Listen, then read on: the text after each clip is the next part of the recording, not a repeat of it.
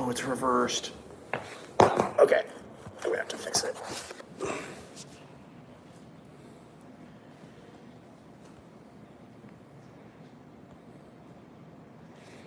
Okay, here we go. We'll have to trust that this is okay. Okay, we're good. All right.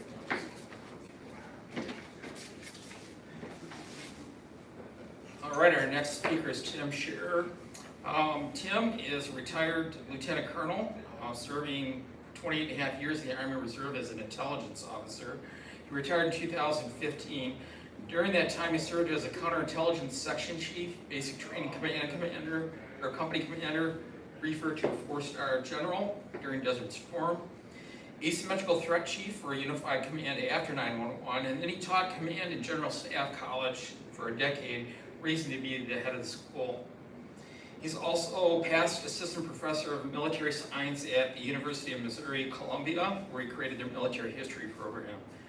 Tim holds a Bachelor's of Art and a Master's of Art in History from Truman State University.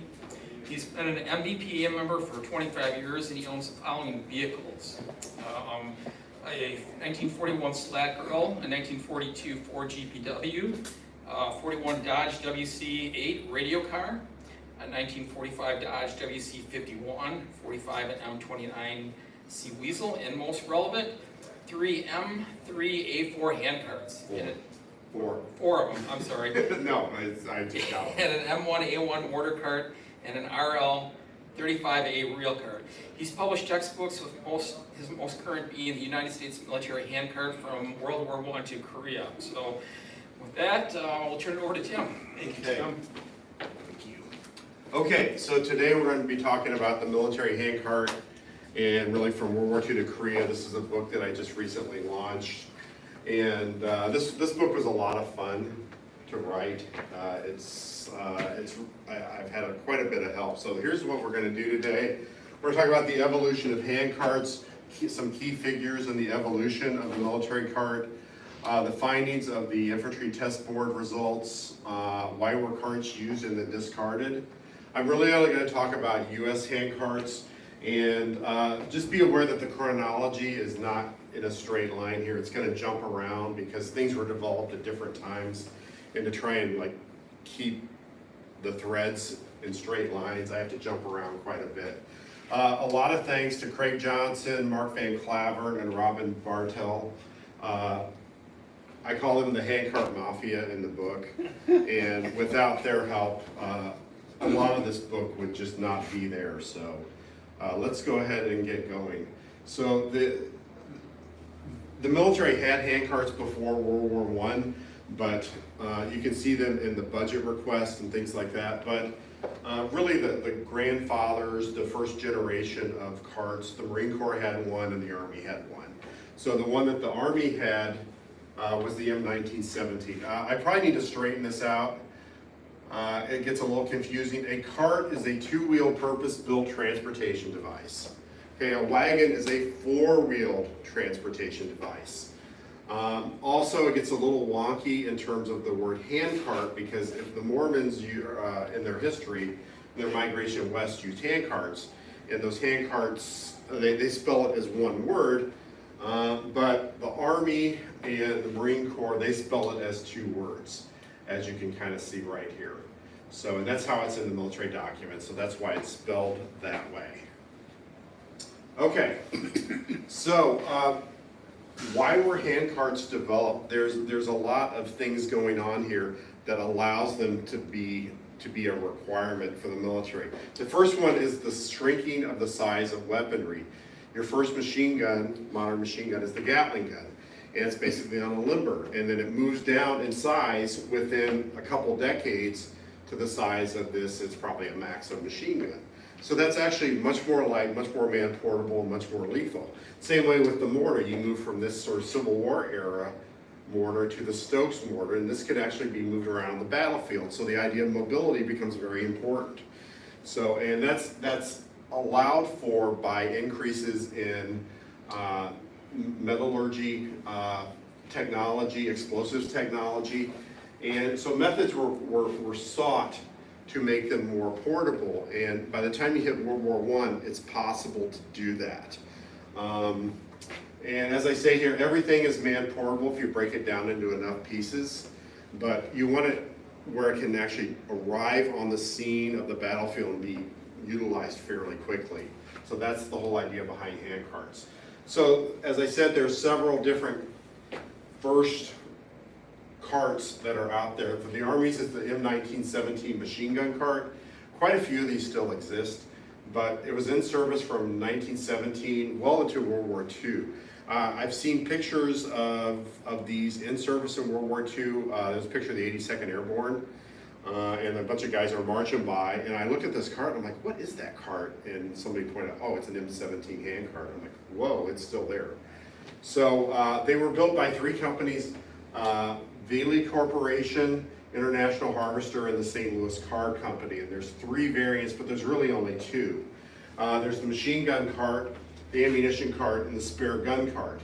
The spare gun cart production was part of the machine gun cart. That's why there's a difference in numbers there. So, and it was just accessorized slightly different. There was also an M37 cannon variant, which is really an ammunition trailer for the M37 cannon. So that's also out there. They're pretty rare, and it's not the World War II version of the 37mm cannon. It's a relatively small, I believe it's a French variant. Okay, continue on the M17 machine gun cart. So the gun carts carried the 1917 water-cooled machine gun, all the parts, extra water, tripod, and accessories, and some ammo. And the ammo carts carried 3,000 rounds of ammo and 2 water cans. The spare gun cart, which is in this picture, just carries 2 extra guns, and there would be 2 of these issued per machine gun company. So if one of their machine guns went down, they just go break out the spare machine gun, pull it out, put it back on the line, and send that one back to their armorer to fix it. And then they could always have their machine guns in operation. So these were all built in 1917, 1918. Infantry Division was authorized 336 1917 carts, to include 144 machine gun carts, 144 ammo carts, and 44 spare gun carts. So there are a lot of these out there. Okay, on the Marine Corps side, they have what they call the coal cart. So it was a small cart with pneumatic tires. The body was roughly 18 by 24. None of these survived that I'm aware of. I contacted the World War I Museum, and they didn't have any information. I reached out to the Marine Corps Museum. They didn't know anything about it. So there may be one out there, but I'm not sure where it is, and I've looked. So, but again, it's got the larger, at this point, they call these motorcycle tires. We would call them bicycle tires. So it's got a little bit of a suspension from the pneumatic tires, straight tongue. It's collapsible, so it was easy to transport, which is good for the Marine Corps.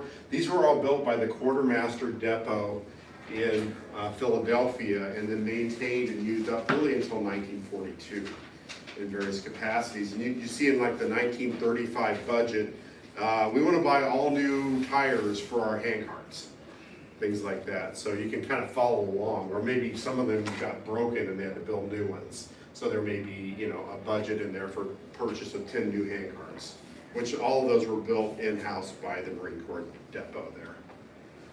So the coal cart is named after this guy, Edwin Cole, Marine Corps officer. He was born in Boston, and he passed away while commanding the 6th Machine Gun Battalion, died of wounds in the hospital later. But he had an engineering background. He went to Harvard, and he actually wrote a book before he was in the Marine Corps called the Field Manual for Machine Guns. And eventually the Marine Corps pulled him in and gave him a direct commission, and he became a machine gun battalion commander. But he recommended in the book that there be a small cart with pneumatic tires to move the troops to the front, with troops to the front line. And he's really the brains behind what became the World War II carts later on. The Army was stuck in more of like a wagon style, and they finally get out of that about a decade later, but really Cole is the grandfather of the U.S. military cart. Okay, so just kind of going through some other things. I'm gonna jump into the Signal Corps, 3 different variants of carts for a little bit. So the original World War I reel carts that they used, and these would be for laying wire and pulling back collecting wire, would be the reel cart. And again, these were wagon style ones used by the Army. They had a 6-horse cart. This is actually being pulled by some sort of truck, maybe a Liberty truck. And during World War I and World War II, wire was the primary means of communication. Radio in World War I was really just a toy that didn't work very well. World War II was much more effective, but the vast majority of communications goes by wire.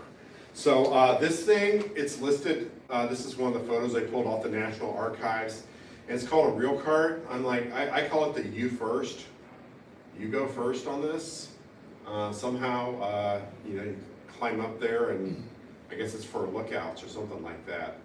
But anyway, it's listed as a reel cart in the photo caption. Maybe it's miscaptioned, I don't know, but kind of a fascinating thing. So at the end of World War I, they decided to go with something kind of more along the lines of the Marine Corps coal cart for pulling wire.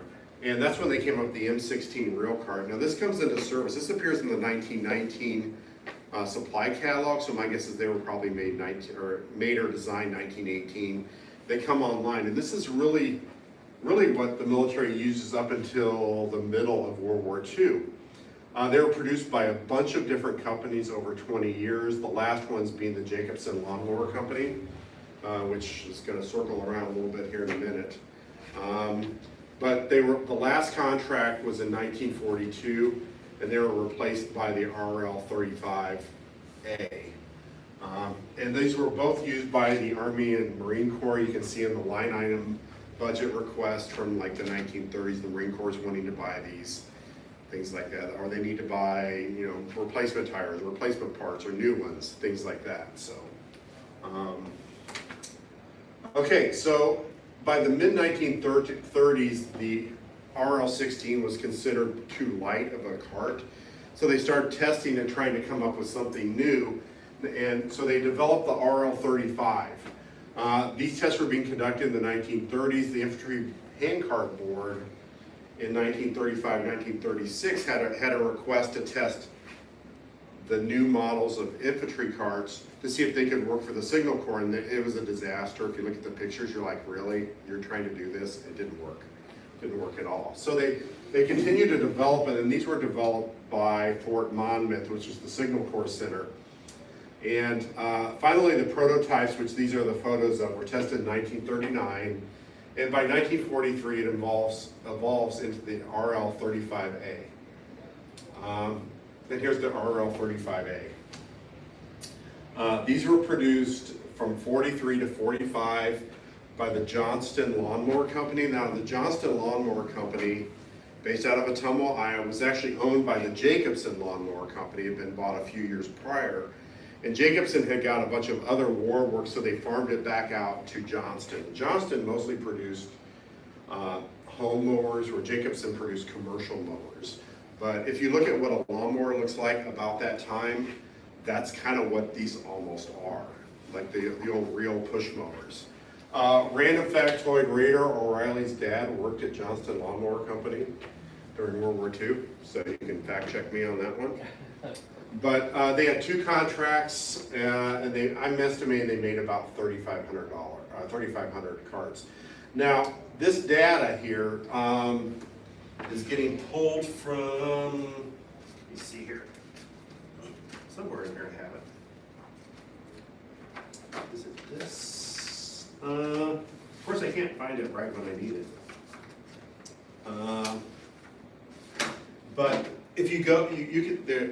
In World War II, there were lists of documented contracts that would be produced every couple months, and those were summarized at the end of World War II. You could go in there, and they're online searchable, and you can search anything. You can search Studebaker. It'll show you all their contracts that they got over $100,000. So all this data has been there for a long time, but it doesn't really tell us how much. It tells you the contract number, the overall cost, when it started. In this case, Johnston Lawnmower started making them in April of 43, and they concluded in 45 when the war ended. And their contracts were $72,000 and $443,000. So One weird thing about this is you think that these would go to Signal Corps units, but they actually were, if you look on the table of organization equipment, they were mostly in engineer units. There was only one Signal Corps unit that actually had these, and I believe that was the Airborne Signal Company. But it was all these kind of random Corps level engineer units that had these. The division level units used RL31 frames instead of these, and just put them in Jeeps and trucks and stuff like that. So that's why you don't see a whole lot of these in service. Okay, let's flash back to the 1920s and 30s. There's a lot of experimentation going on. Now, when World War I ends, the Army doesn't have a whole lot of money, and they got a whole lot of stuff. So they're stuck with what they have from World War I, which at that point was the most modern equipment. But by the late 1920s, they're starting to think maybe we need to update some of this equipment. So one of the things that they tried was the M2E1 cart, which is really just a metal bicycle wheel version of the M1 machine gun cart. It's almost identical in terms of size, form, and function. And again, as a T model, so as a test model, they tried the T3, which is in the early 1930s, which is just a big box on a cart. Then there's the T4. The T4 was actually developed to support the 75 millimeter pack howitzer, which the Army never officially adopted, but the Marine Corps did. And the T5 was the prototype for the M3 machine gun, or the M3 series of carts, which were developed in 1936 and 1937. There is another model, T5 boxy cart, that I've seen. I don't quite understand why they have the same nomenclature, but it is what it is. So one of the faults that they had with the 1917 machine gun cart is that you can't shoot the gun off of it. It was literally just a big transport box. And they get near the front lines, they have to open them up, get the tripod, set it all up. They wanted something that they could actually shoot off the mount. So that's when they developed the M1 wheel machine gun mount. It was also known as the Matthews mount. These were developed in 1930, 1931, and built by Rock Island Arsenal in 32, 33. They made roughly about 1,700 of these. And these stayed in service until World War II. They were limited standard during World War II, so they didn't actually, they were on stateside, but they never really went overseas. But they did have a collapsible design where you could just pull the wheels off of them and set them on the ground and shoot the machine gun straight from it. It carried 5 boxes of ammo, a water can, and spare parts. And what happens with then the 1917 carts is they keep the ammo carts around because those are still useful, but a lot of the gun carts get converted to other things, radio carts, other things like that. Okay, roughly about the same time, the Army puts in a new mortar, a new 4-deuce mortar into service, and they develop a cart to go with it. So these come into service by 1928, and then these carts come a few years later. So there was a mortar cart and an ammo cart, and I'm guessing about 1,600 of these were made. I don't really have any records on that. They were produced in-house by Edgewood Arsenal. I can't find where anybody else made these. So it's really just a skeletonized frame, 19-inch wheels. One of them carried the mortar, the other one carried all the ammo. And these actually had a long life. I have a picture of one with some 4 different bazookas mounted on one during the Korean War. It's in the book. Okay, the medical little cart, another kind of random one. This actually has the longest life service. These came into service in World War I with wagon-type wheels. And by the time you get into the 1930s, they've switched to more of the bicycle motorcycle-type wheels. And these are still, a variant of these are still used today by the medical corps. I couldn't find a contract value for these, but during World War II, if a private ran over one with a Jeep, they'd have to pay $30 to replace it.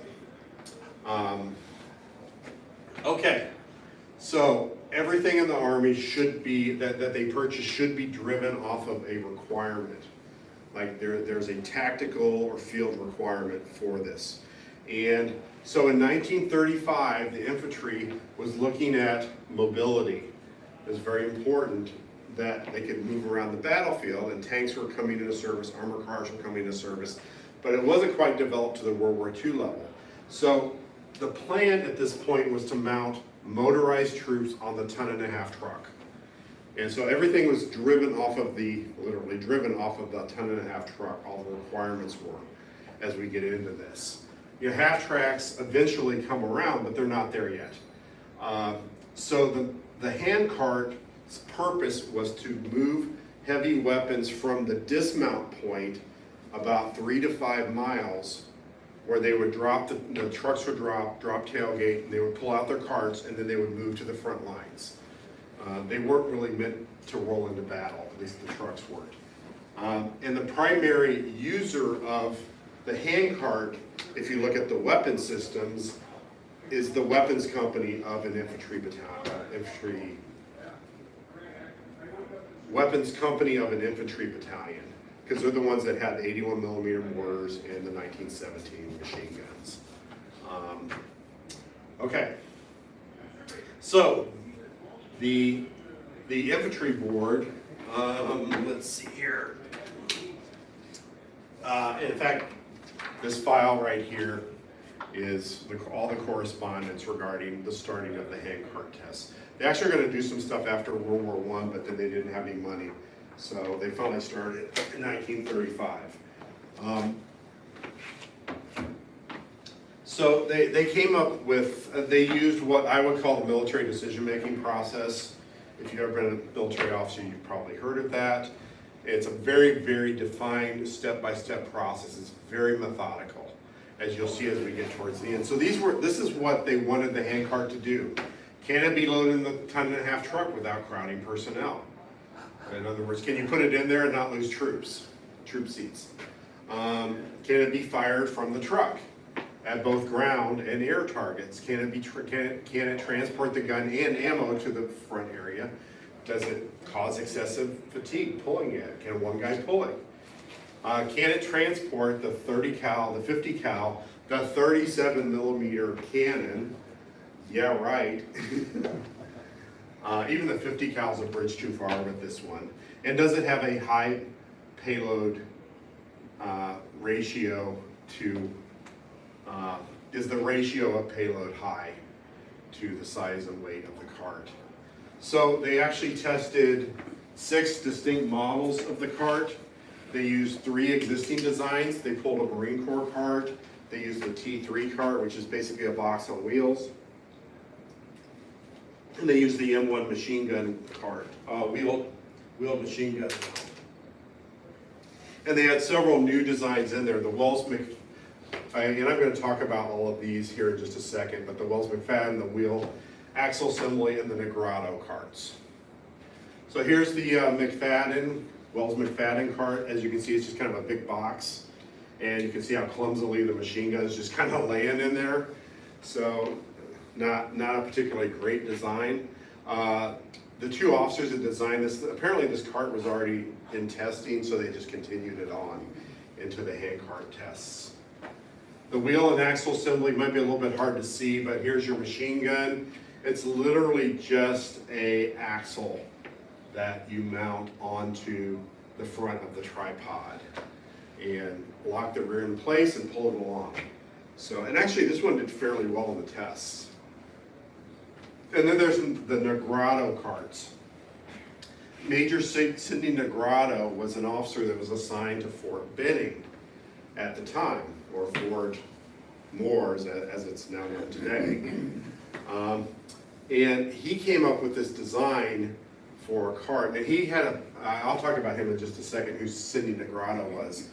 But he designed this square framed cart with bicycle tires, and he made 2 different models and out of 2 different substances. So they were made out of mild steel aluminum alloy, and Alcoa donated all the aluminum for these.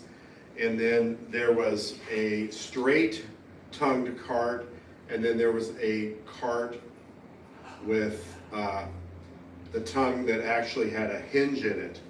And so you could actually drop that down and the cart would sit level, and you could sit on the drawbar and shoot the machine gun. So,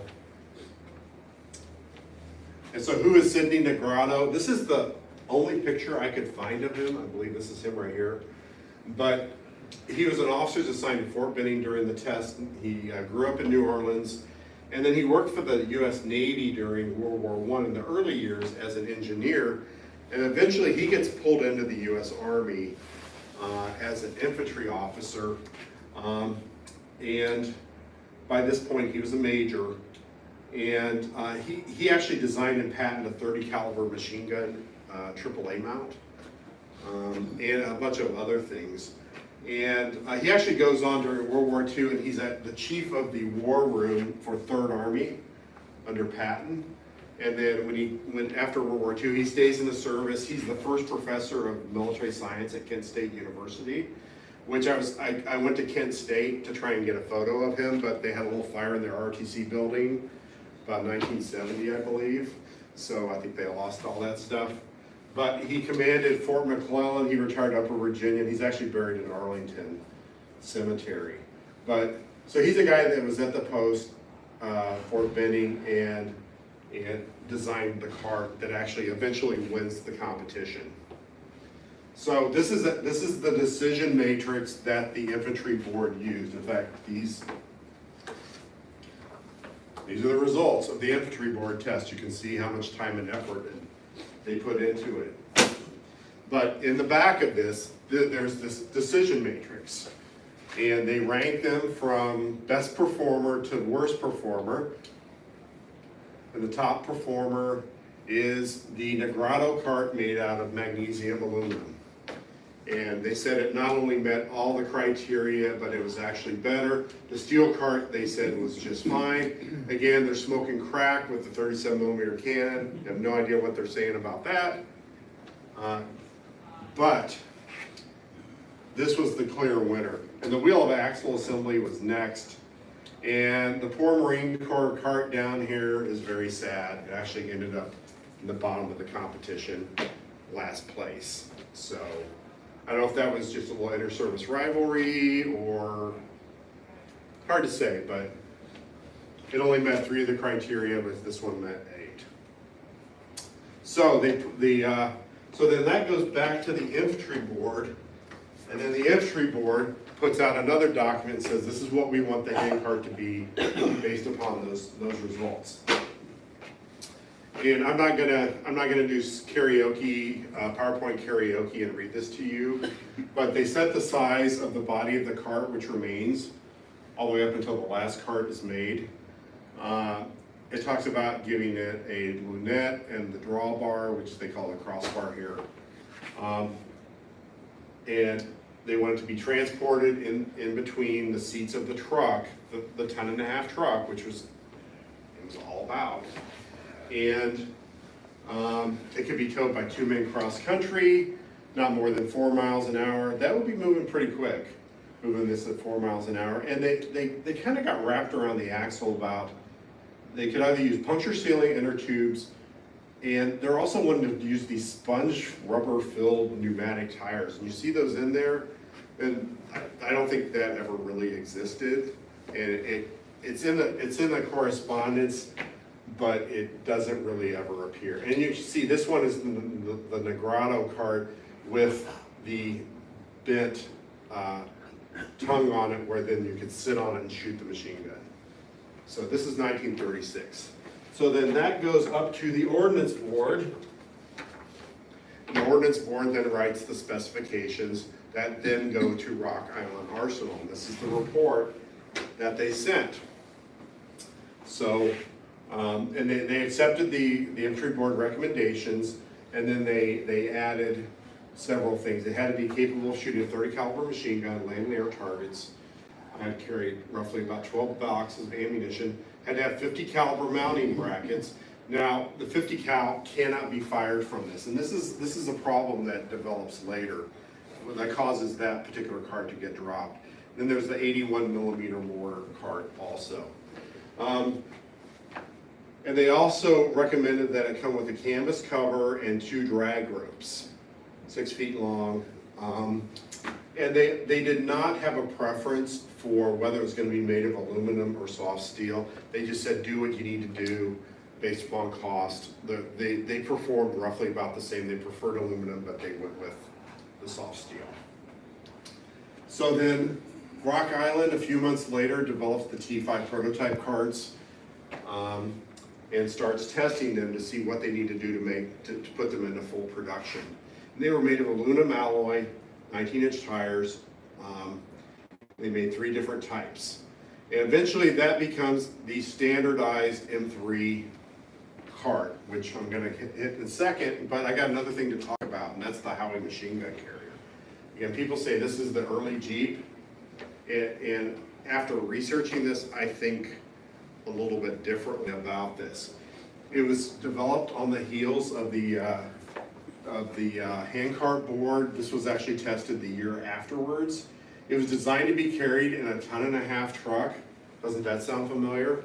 That was one of their criteria. And people call this an early Jeep. I call it a motorized handcart. If you look at the very front of this, this looks exactly like an M1 wheeled machine gun mount. The box array on there. And there's gonna be shots fired here.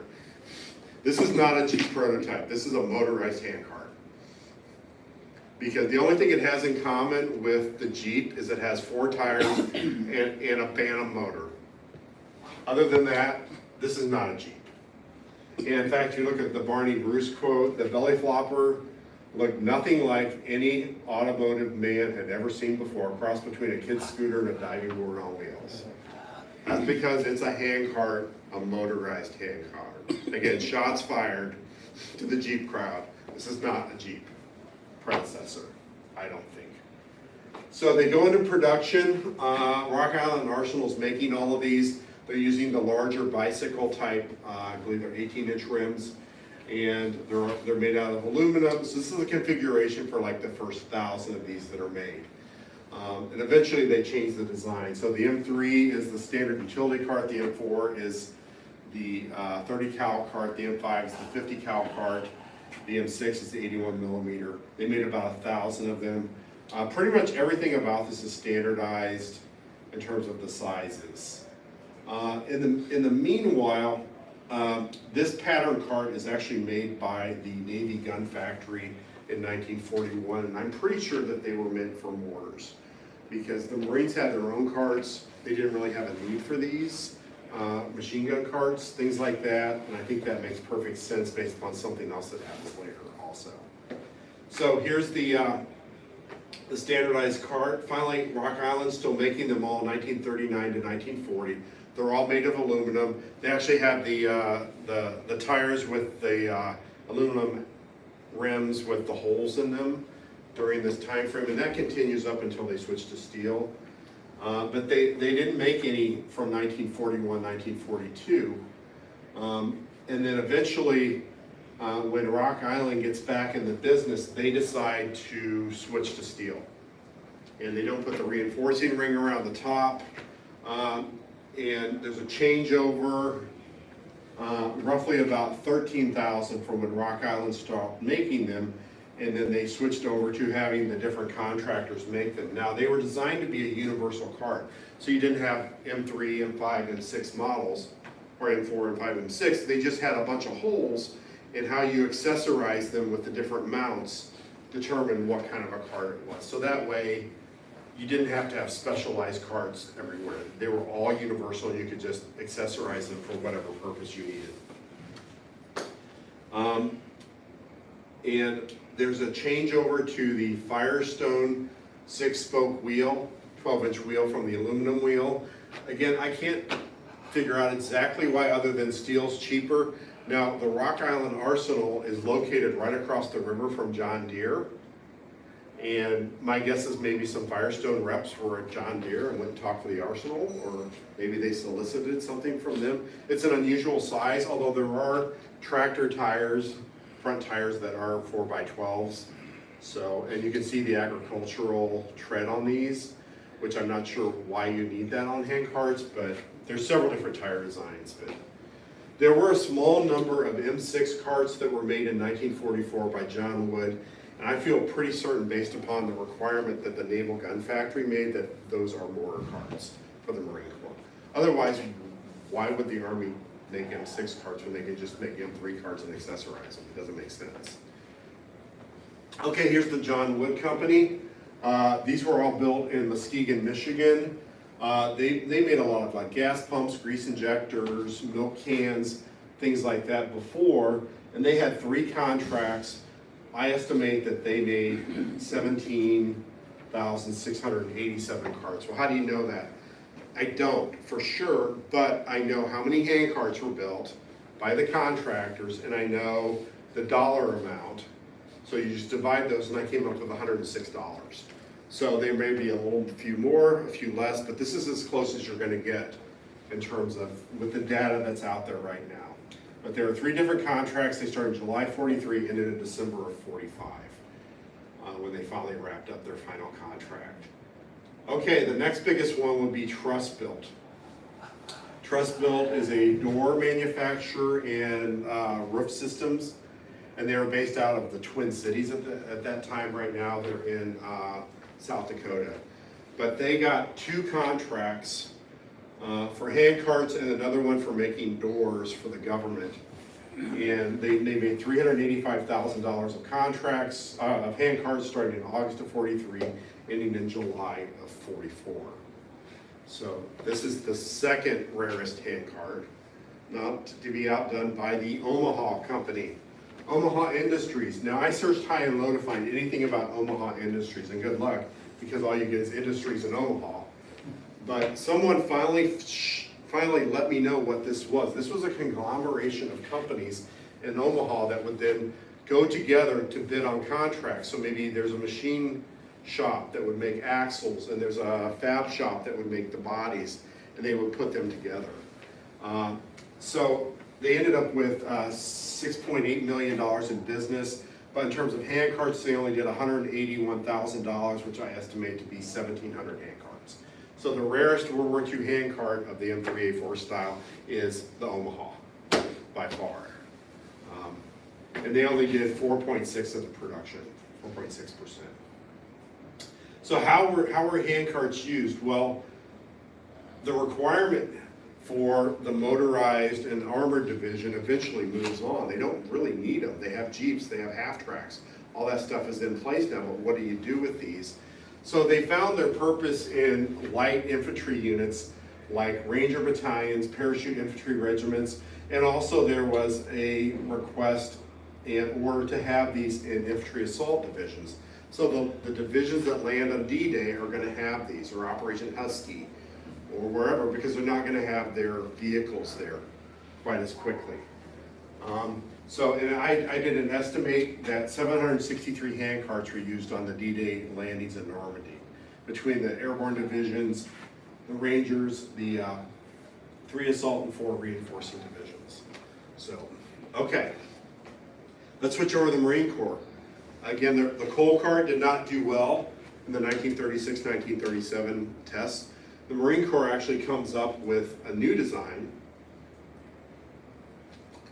It looks quite a bit like the M3 cart before they switched to the 12-inch rims. It's got a little bit of a floor in it. The tongue design is very similar. The lunette's very similar. The tires are 1 inch bigger, and it's got the same attachment to put the drawbar on there. Very, very similar. So Marine regiments actually had 116 carts, which is roughly about 1 cart for 28 Marines. So they had quite a few of these anytime that they operate in the Pacific, and you can see them on these organizational charts. Also, I'm estimating that 6,300 of these were produced by the Arthur Raymond, Rayburger and Sons, based out of Newark, New Jersey. Now, they were a trailer manufacturer, and they got $1.035 million for contracts, but for hand carts, they got $669,000. And what's peculiar is this contract, the last one, actually has a quartermaster number on it, but these were never used by the Army. I think the procurement shifted around a little bit for who was letting contracts, and maybe the Army Ordnance Branch or Corpsmaster Corps got that particular one. But they were all made by Rayburger. Okay, another one is the Marine Corps T4E1 cart. These were developed in the early 1930s to support the 75 millimeter pack howitzer. which replaced a French design that was used in World War I. But what happens is that the Army never fully adopts this particular design. In fact, the uniforms in this picture are really wonky. That's because the Marine Corps in a series of maneuvers in the 1920s and 1930s did reenactments of Civil War battles. And that's what's going on there. They're wearing some kind of wonky Civil War looking kind of uniforms. But so these were made by Rock Island Arsenal in relatively small numbers because there weren't many cannons. But then by the time World War II comes around, that's the primary artillery piece that the Marine Corps uses at the beginning of the war. So they have the cart to support it. The Army really didn't need these. They used the 75mm pack howitzer, but if it was with a mountain division, their ammo would be transported with mules. And I can't see you airdropping one of these carts. So it was pretty much used exclusively by the Marine Corps. And these were made by Minneapolis Moline Company up in the Twin Cities, starting in June of 43 and ending in October of 44. The highest known serial number based upon collections of serial numbers is 1347. So there weren't too many of these made, but there's a lot of these that have survived. They're out and about. Find them in museums, for sale, wherever. Okay, another one was the Paracaisson cart. Now, the Army still had a problem with transporting 75mm ammo, so they developed the Paracaisson cart. And there are several different variants of this one. This one's a little bit different. It's more like made of wood and has steel wheels on it. But these were developed by Rock Island Arsenal, which they started developing these in the spring of 44 through the summer of 44. By that point, they had divested themselves fully of handcart production to all the contractors, and they could focus on things like this. And there were also different models of these, not just to carry ammunition, but to do other things as well. The Paracrate, the Parachest, and the Paracaisson. And the production figures, one of the guys in the handcart mafia had a chart that showed how many of these were made when they were being made. So another one is the quartermaster cart. These were seen on military bases, usually in depots or around railheads, things like that. They were mostly just to move stuff around. You fill it full of canteen covers, you move it from building A to building D. That's what they were used for. And a number of these survive. And you find them in random places. Facebook Marketplace has a set of wheels of these for sale. And my book actually has the plans for these, so anyone wants a good project. So far, I've not been motivated to run the 150 miles and go get those. The only change in design from really World War I until the end was the switch to steel wheels. So the final handcart design, actually these were produced by Rock Island Arsenal after World War II, and that's the M7, M8, and M9 carts. The requirement was still there, likely with airborne and light infantry units. So there's the M7, the M8, and the M9. Notice there's no 50 caliber cart in there.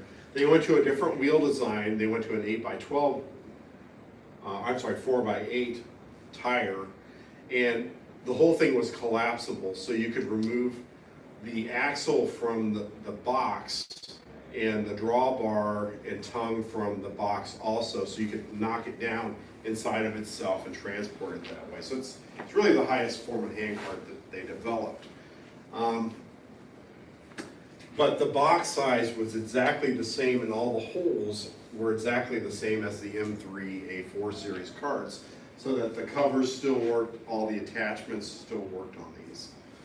So these are pretty rare. I only know of a couple that are in personal collections. I believe this is Craig Johnson's, and then they'll randomly, like one will pop up every once in a while for sale, but you don't see a lot of them. Okay, so carts really by the end of World War II and going into Korea are starting to kind of fade from view. They're largely out of the inventory by 1960, for sure. The last thing I could find publication on hand carts was 1960. It was a National Guard manual on the RL-35 rail cart. But the mortar carts still, and the Marine Corps carts were still seen in Korea. but then kind of disappear after that. The mortar cart goes away because they go with a new model of mortar that's way heavier. So they're switching to things like the mechanical mule, or they're going to the Mighty Mite, smaller motor vehicles that can get the job done without these. So what's happening here and why hand carts end up going away, my theory on this is that the same thing, technology advances that made hand carts viable for smaller weapons continues to develop over the next 30 years. So you're going from the 1917 machine gun to the M60, which you can change barrels really quickly on, things like that. So they don't need all of this heavy equipment to go with it. And motor vehicles get lighter, and that's why they're not still around anymore. There are some companies still trying to sell them based upon like Segway designs and things like that. I found a few of those. But for the most part, these are generally not used, with the exception of the stretcher cart. Okay, questions? Yeah. So you were talking about I think in the European theater during World War II, some of the paratroopers were still using those original carts in the 1817 model. You showed a picture. No, I mentioned that there was an 82nd Airborne using a 1970. It was at a training base in the U.S. Oh, okay. So it wasn't a Yeah. European theater. No. Okay. No, So they- I thought maybe they were they left over for World War I or No, okay, gotcha. no, they were really limited standard by World War II. Limited standard means you can train with it, but you can't go to war with it, versus being a standard item. But they'll pop up very randomly in photographs on training bases. I think it was maybe at Toccoa even, that there was one just kind of sitting there. So, yeah. No, the Cushmans are out here have carts behind them. Where does these carts fit in their display? Is that like a make? That's a great Did question. it actually work or exist?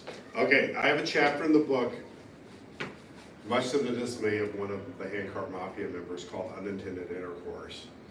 Did the handcart, was it meant to go behind the scooter? Okay, the handcart design was set in 1936. I mean, we saw the specifications. So the handcart was already set. The hole on the handcart is not a lunette. It's designed to put the drawbar in and put the pin, or the drawbar in there. That's the size. That's why it's that size, and that's why it doesn't fit real well behind a Jeep. Now the RL-37 is a different story. It's actually designed to be towed somewhat by a Jeep to a certain extent, but you can't go very fast. So the handcart was not designed at all to go behind the scooter, because the scooter didn't exist for like another 6 or 7 years. Now, the question is, what did Cushman intend to do with that? And it calls it a towing pin, and it's got a little thing to go on it, but what can you tow with a scooter? You know, like, if this thing is so great to tow things with, how come like you don't find scooter trailers even today? And I actually saw a picture of a 75mm pack howitzer getting pulled by a scooter.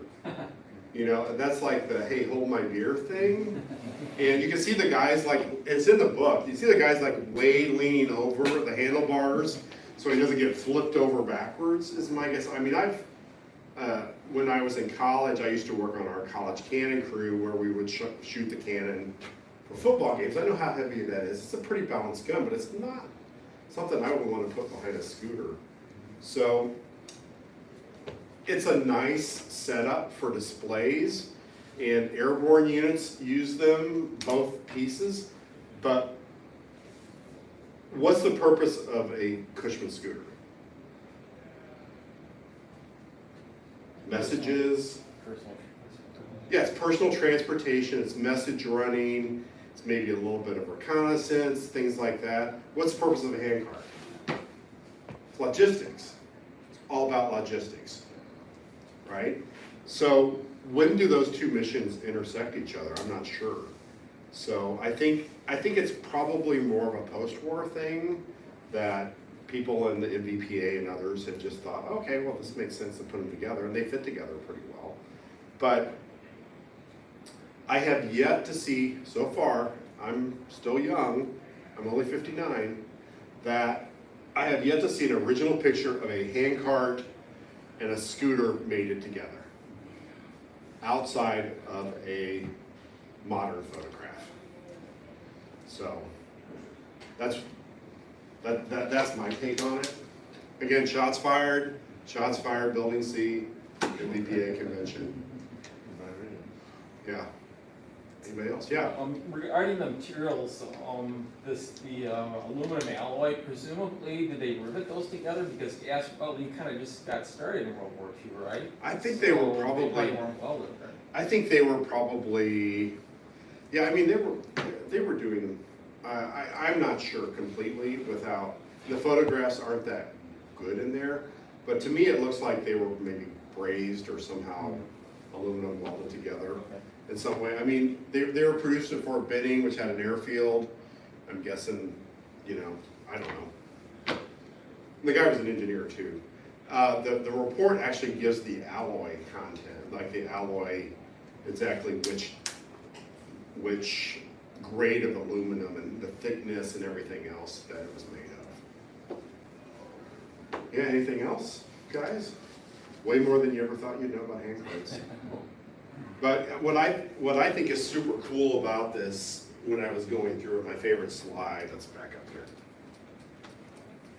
is this. I mean, this is the World War II handcart. I mean, they absolutely nailed what they needed through that design and through their testing, and their testing process worked pretty well. And it gave them what they needed. And then they added more stuff. Okay, as for the book itself, again, I'm selling it here at MVPA. I have copies here for sale. They're in those boxes that are actually my tripod for my phone, which this is being live streamed on YouTube right now. But it's available at lulu.com. eBay, it's on there. I don't have it quite on Amazon yet. Portrayal Press is carrying it now. Also, I am completely sold out of hardcovers right now. You guys wipe me out of those. I have plenty of soft covers, $35. And again, many thanks to the Handcart Mafia, Craig, Mark, and Robin, and then Johan, who also gave me the photo of Marlena Dietrich on the cover. So, okay. All right, thank you very much. Thank you. Very informative.